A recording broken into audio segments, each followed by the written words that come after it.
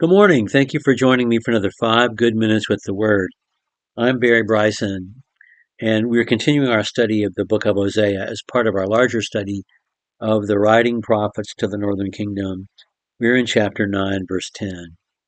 And of course, the metaphor um, that God uses, the lived metaphor and then the literary metaphor that's continuing to be used, is that of infidelity, marital infidelity, sexual infidelity. And so there are all these images and all these um, references to Old Testament history that involve sexual infidelity and also sexual violence. And the worst account in the Bible, it was brought up in the last verse that we talked about, verse 9. What happened with the Levite's concubine at Gibeah? And there will be more mentioned in these next two chapters. And of course, that follows because of the nature of what's happening, because their idolatry is about fertility cult. When he says you have played the harlot, that's not just metaphorical, that's literal. Women, we're serving as temple prostitutes. Men, we're frequenting those women who were serving their time as temple prostitutes. So the sexual infidelity is not just metaphorical, but it's literal. And the sexual violence is just not it's not just metaphorical, it's literal as well. Because the Assyrians were ravagers, worse than any other ancient empire. They were. And and and these readers, listeners, the original audience of this book will be taken into Assyrian captivity within 20 years of the writing of this book, most likely. So, chapter 9, verse 10. I found Israel like grapes in the wilderness. I saw your forefathers as the earliest fruit on the fig tree in the first season.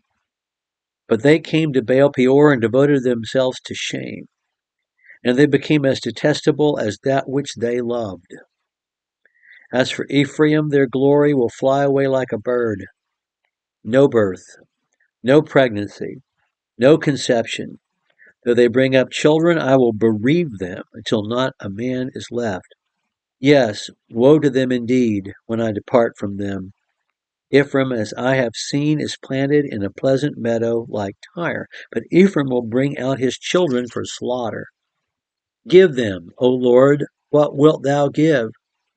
Give them miscarrying womb and dry breasts.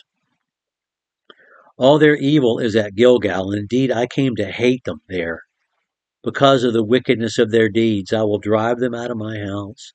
I will love them no more. All their princes are rebels. Ephraim is stricken, their root is dried up.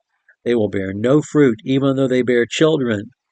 And I will slay the precious ones of their womb.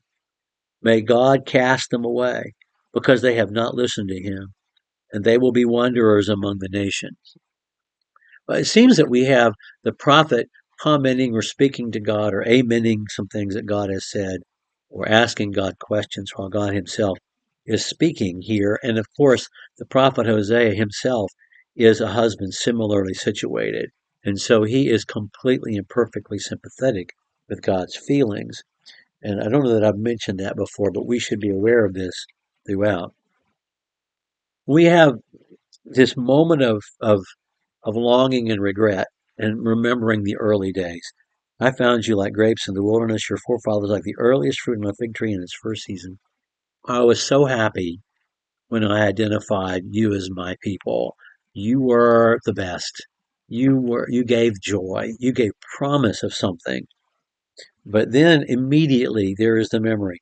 Baal Peor, that's the event that happened in Numbers chapter 25, where the children of Israel, while they're during their wilderness wanderings, were um, um, taking Moabite women as their sexual partners in a great degree and starting to engage in the idolatry, I guess, of Chemosh, along with the Moabites. I mean, that's before they have ever crossed the Jordan into the promised land. This is why they're still in their wilderness wanderings.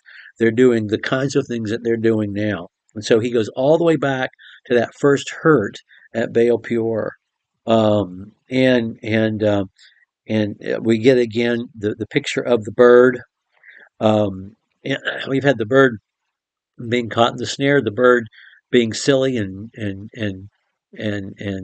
and indecisive. We've had the bird as the trumpet, as the harbinger of judgment. We've had the bird as the eater of carrion, and we've got the bird again. Their glory will fly away like a bird. And then we have uh, uh, um, this is just hard. Um, God saying, "You there will be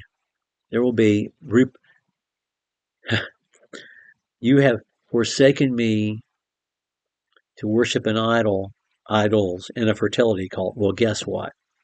I'm taking your fertility away. Absolutely. Empty wombs and dry breasts. And if you do have children, they're going to die before they grow up. That's what God says in this chapter. It's hard. It's harsh. It's awful. And yet it is directly connected to the idolatrous lives that they are pursuing. We've said that we've talked about metaphors, but it's all literal too. All of it's literal. It's metaphorical and literal all at the same time. And they are um, um, being unfaithful to their God because of the fertility cult of Baal. And so God is going to take their fertility away completely. And that's what he has promised them. Okay, we're going to look at chapter 10 next time. Thank you for joining me for another 5 good minutes with the Word.